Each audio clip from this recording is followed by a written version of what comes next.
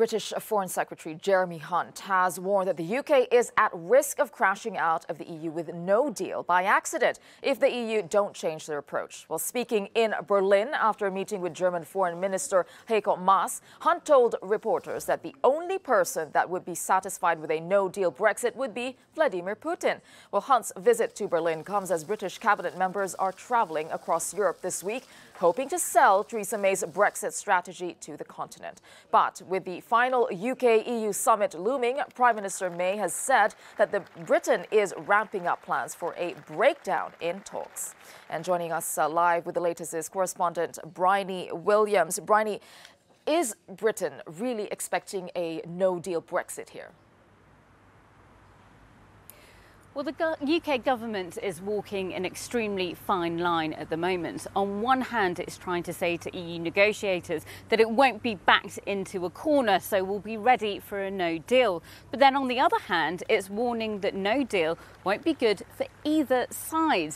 So the political rhetoric has changed in recent weeks when we had Theresa May, the Prime Minister, saying that a bad deal was better than no deal. But that seems to have shifted. As you mentioned, UK ministers will be across the EU this week selling that Brexit blueprint. They've said it's not a charm offensive, just a concerted effort to get everyone focusing on Brexit.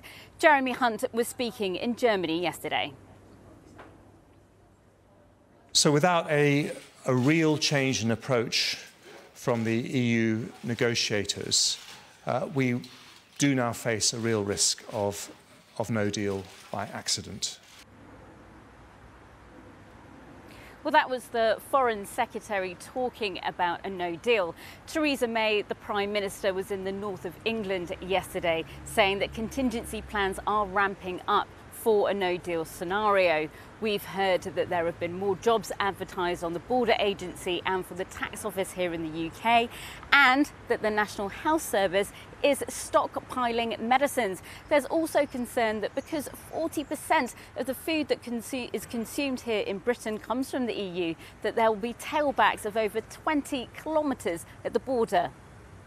And it seems that it's far from, a solution is far from clear. It's full steam ahead for the team of Theresa May here in Europe. But in fact, it is the last day of the British Parliament, isn't it?